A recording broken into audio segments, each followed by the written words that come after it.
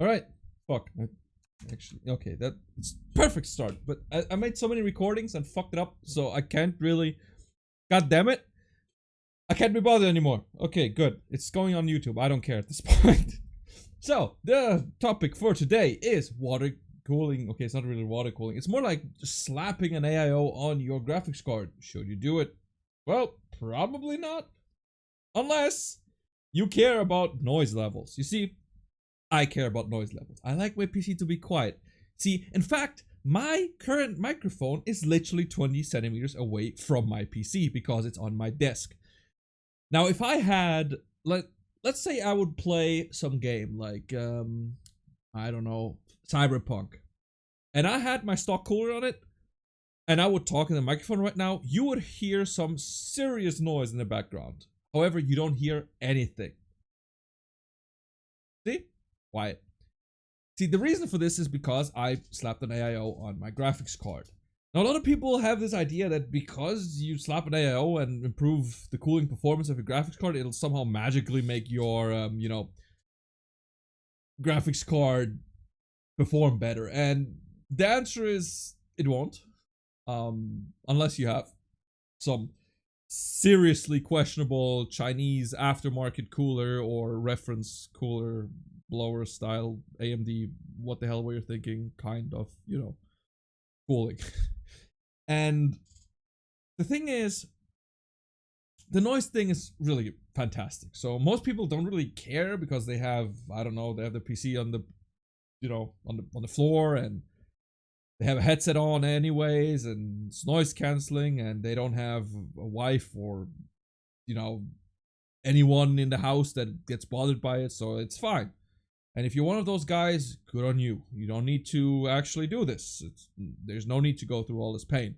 However, if you're a guy like me, maybe you do some recording, maybe you do some live streaming, and you don't want your chat to be like, your PC is too loud again, make it go away, please. Then this is for you.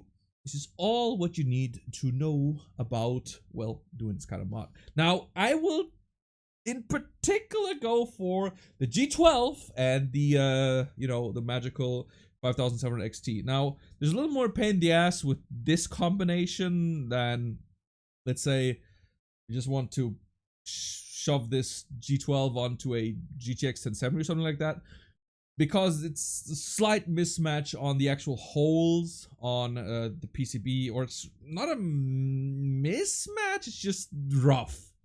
So this guy opted to drill the hole bigger. Now, immediately, everyone who has the same graphics card will shit their pants and ask, do I really have to do this? And the answer is, lucky for you and for me, no, you absolutely do not have to do this. This is just when you have absolutely no patience and you just want to ram the thing on and just be done with it. You can, if you have this particular combo, just, screw it from one side, little bit in, and then from the other side, a little bit in, and just go up and down until the entire thing just sits flush on the graphics card. And what I'm talking about is this black bracket here. It'll fit. You don't need to do any weird hole drilling. It's not needed. You can just do it the normal way. It'll require a little patience, but you can do it. So, please. Yeah. The next thing is some graphics cards will run really hot on the VRAM. So, you probably don't want to have, a literal Vulcan on your graphics card, right? On the VRAM chip. So, if you have a 5700 XT, these chips do run rather hot, and they do need cooling. Now, let's say you have an RX 580 or GTX 1060 or whatever, they don't even need cooling. You don't need to care. The airflow of the case will just take care of it. There's nothing to worry about there. However, if you have a graphics card like this, which does actually have really, power consumption, high memory chips, then you need to slap these on, these little heat sinks. You can get them anywhere on Amazon or eBay or whatever, and they will come with pre-applied double-sided tape. And you probably don't want to use that double-sided tape because it's horrible. It will do the job if you do a really terrifically nice job on cleaning the remnants of whatever cooling whatever thermal pad was previously on the graphics card. So then it can possibly work, but I would definitely recommend going for, let's say, a double-sided thermal tape from 3M. I use that, it's fine. You could also do like this guy with thermal glue. This, however, I would not recommend because this is more of a, you know, permanent solution. Getting those things off, yeah, I've seen people rip out their entire VRAM chip.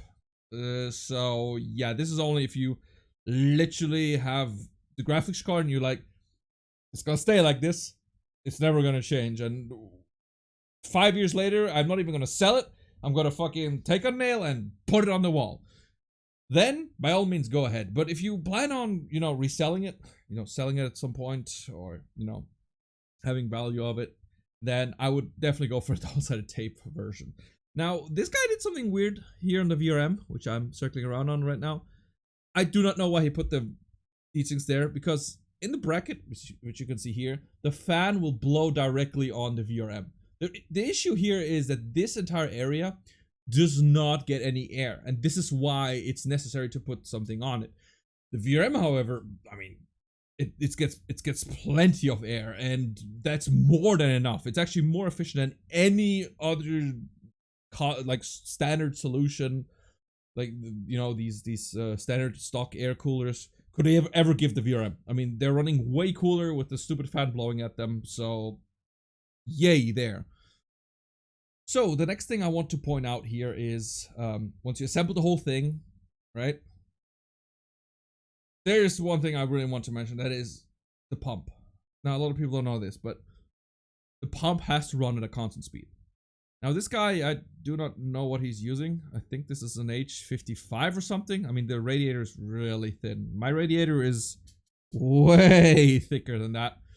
So, yeah. Whatever the case may be. Now, the fan needs to run at constant speed. So if you don't have a fan header, like me, I technically have two, but Gigabyte was like, yeah, we're gonna list you have two fan headers, but we're gonna use the one for a stupid fan on a fucking chip, on the motherboard chip. So technically, in reality, I don't have one fan header, and that fan header I connect to a, you know, to a fan control hub, whatever you want to call it, and it's controlling basically all my fans. However, that won't do for my water cooling, because my water cooling cannot be at a variable speed. So what I opted for to do here is just get an adapter, SATA to, you know, fan headers, and just yoink it in there. Get the water cool, get the pump right in there. It's running at 100% the whole time. And before you ask, not only is it fine, but it's also recommended. For the most part, you just want the water pump to run at full speed. Most people recommend it, and yeah, I would just do that. It's fine. The next thing you want to do with the two fans, I mean, it kind of depends on what fans you have. Now, for me, the Corsair fans, don't get me wrong, they are very, very, very great in terms of performance. They push out a shit ton of air, but they're somewhat noisy. I think they are a little too noisy. I mean, my goal with this is just, hey, I want to record 20 centimeters next to my PC and I don't want people to hear it. I could not achieve it with the Corsair fans. They're actually really loud, but they do perform great. So instead, I can recommend one of these three: Scythe, Noctua, or Be Quiet. These three in particular, they have really nice silent fan solutions, which you can just run at high, if not at full speed, and you barely won't hear them. Especially the one from Scythe, the one that followed with my Scythe Ninja 5 cooler. They run at 100%, and I cannot fucking hear this motherfuckers. I do not know how exactly. I mean, they obviously don't push as much air as the Corsair, not even close. But they are super, super, super quiet. So I would actually recommend one of those if you want to go for the let's yoink it at 100% speed into the power supply, method. Otherwise, the other one is fine. The one you see on the bracket here, the blue one, shove it into your normal fan hub. I mean, it's fine. It can run at whatever speed. It doesn't matter. If it blows a little bit on the VRM, they're more than happy. Now, this one in particular, I do not know why he put the fan down here. I mean, he's literally blowing on this metal plating here, which I don't. this doesn't do anything. I'm not sure what he's doing. Now, however, what you can do if you want to be a little more, you know, experimental modding, and that will actually decrease the VRAM temperatures by a huge margin, and that you would actually also not need the what's it called, the aluminium or copper heatsinks on the VRAM anymore. If you have a fan, that just, here you go, get a little fan, nice fan, and it blows this way in, you know. If it blows just through the entire graphics card, you know, where it just blows air, where is it? This is the VRM, so yeah, god damn it, I cannot draw. It's not paint. Okay, so just push air like whee through the thing. You'll be more than fine. That will actually be the most optimal solution. However, a lot of people will not be happy with it because, frankly, it looks like shit. So there you go. Let's proceed. So we build everything in. We have the fan pump at 100% speed because we were so intelligent to just yoink it into the power supply directly and not waste any fan headers on it. And we got ourselves beautiful fans from Scythe, Noctua, or Be Quiet, and run it at whatever speed you want, whatever your use case is. Or you even kept the Corsair ones and just said, fuck it, on performance. Then, yeah. How to mount this? Well, this is a very, very, very, very big problem because a lot of people don't understand that you can actually mount this pretty wrong. Now, Gamers Nexus has made a beautiful video about stop doing it wrong, how to kill your CPU cooler, AIO mounting orientation, and this was very, very insightful, also explaining how the whole thing works and doing some testing stuff. I'm going to give you a too long didn't read, however, I would still recommend just looking at the video because it's amazing. I like Gamers Nexus when I do this kind of shit. I fucking love it. You want your water pump to be above the tubes for the radiator. That is the only actual rule you need to follow. Now there's a second rule too. You don't need to follow it because sometimes you simply can't. But if possible, then do it. I, for instance, have a 210 an NZXT H210 case, and I have a 120 mil radiator, so I could do this. And that is, if you put the radiator, right, you have our orientation where the, let's see, paint skills. There we go. There we go. This guy also does it correctly. As you can see here, the tubes here, they go out from the bottom and then down to the graphics card. This is how you want it. The tubes here on the radiator, right, they are above the pump, which is here. This is how it sets up, right? So it's above the pump, but it's on the bottom side of the radiator. That's how you preferably want to set it up. Now, you could have a case like me, and you could have a brutally overpowered graphics card, and you somehow have a 240 mil. Obviously, you cannot get the tube below the pump if you have the tubes on the bottom of the radiator. So what then happens is, let's say you have a case here, whatever, right? You have your graphics card that sits here, and you have your 120 mil radiator like this. Now, here's the thing, right? And if you have it down here, right, then immediately the pump here is above the tubing for the radiator, and that is you cannot have it like this. As I said, the pump has to be below the radiator. It's really like below the radiator tubes. So what you want to do is you want to then have it like, no, it's the same thing. What the fuck? I want red. Actually, I want green because it's good. And then the tubes go up here. Again, this is the only thing you can do, right? Because you only have these two options given your case. Now, if you have 120 mil, as I said before, I'm gonna have this green as well, right? Then you would obviously have it like this, like the dude had in his. So this is important to note. This is very important because Paul's Hardware, I think it was Paul's Hardware, don't quote me on this because I can't exactly remember who it was, but it was one of those bigger YouTube IT ones.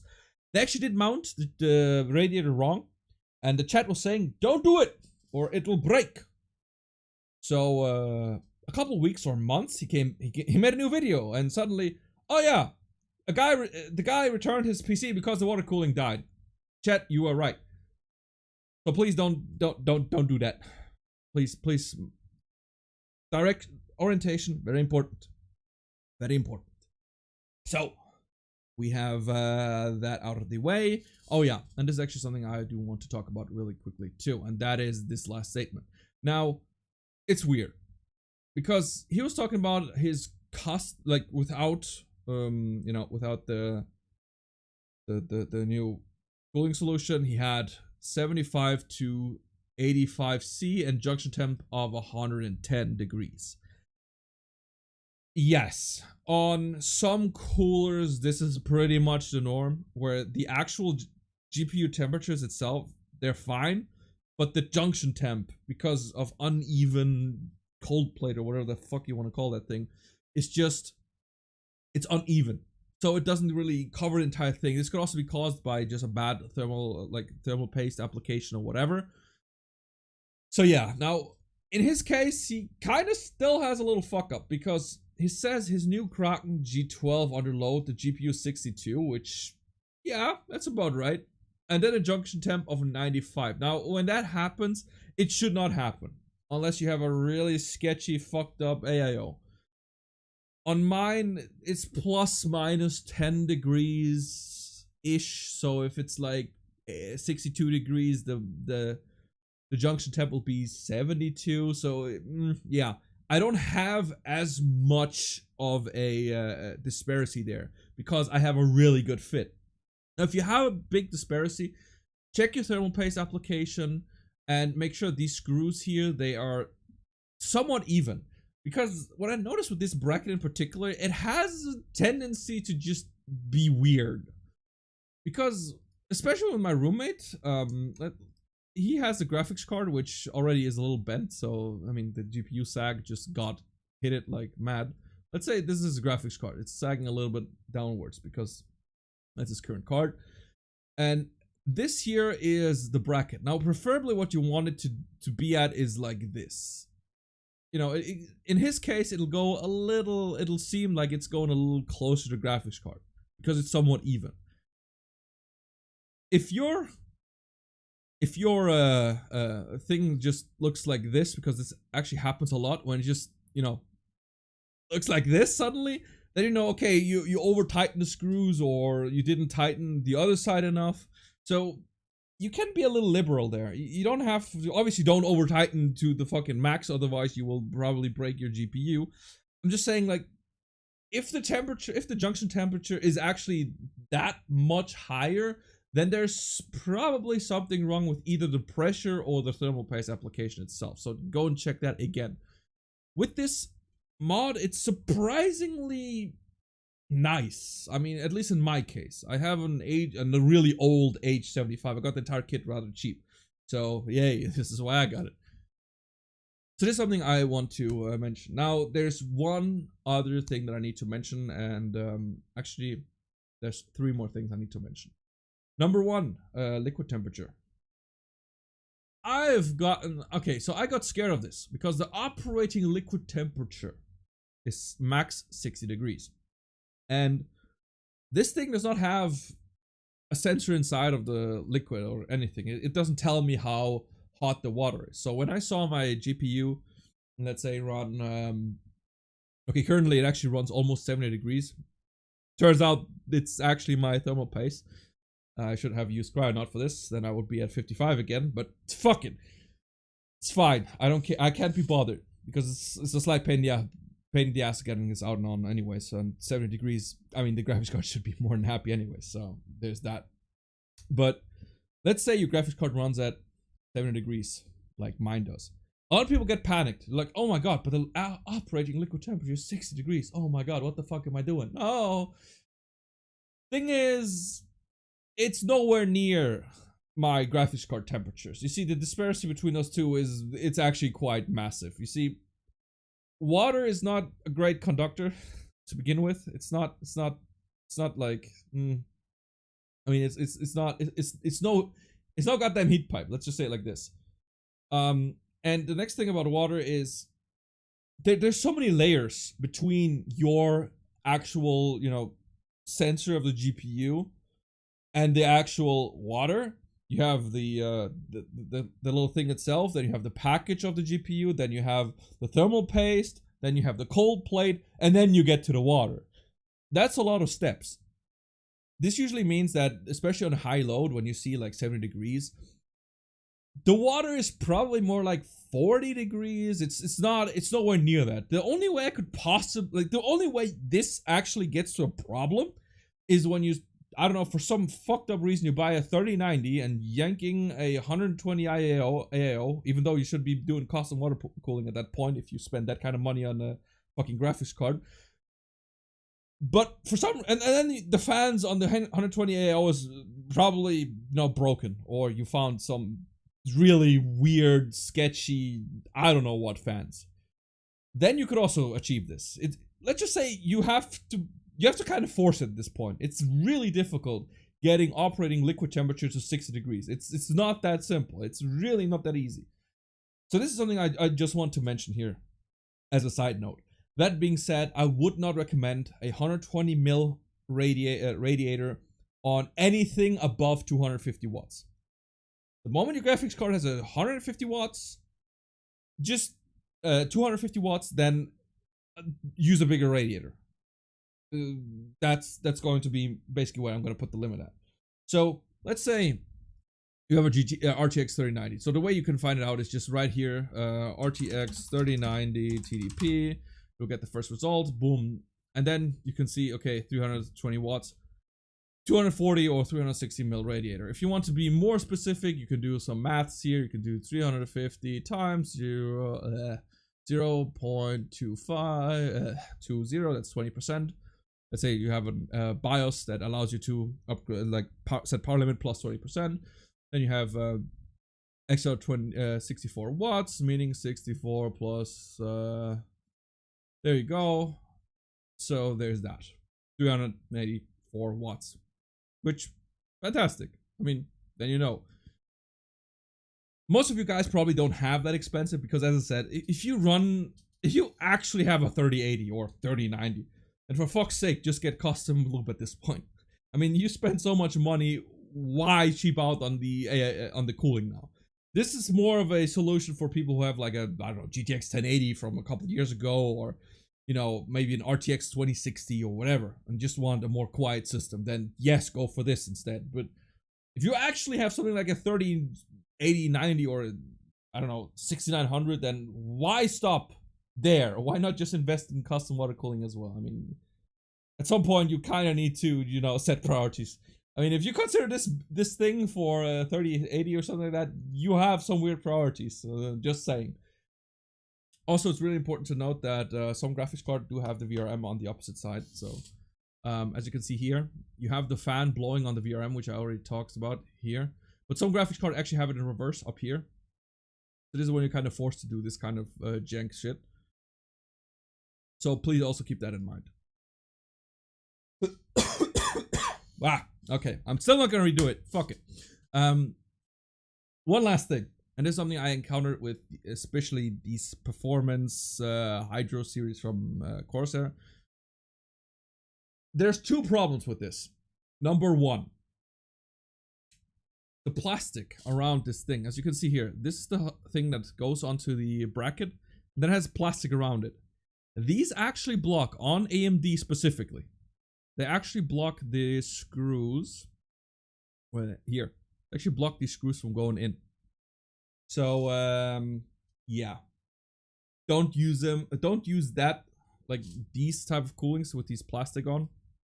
I think the H80 V2 and the 100 V2 has it. Wow. I need to drink something. Oh, my throat is getting dry. Sorry for that. Oh, much better. And the second problem with that is It's also something you kind of want to look for is the tubing. The tubing on the 110 is way too hard. It's really hard to get, especially in a small case like my H210.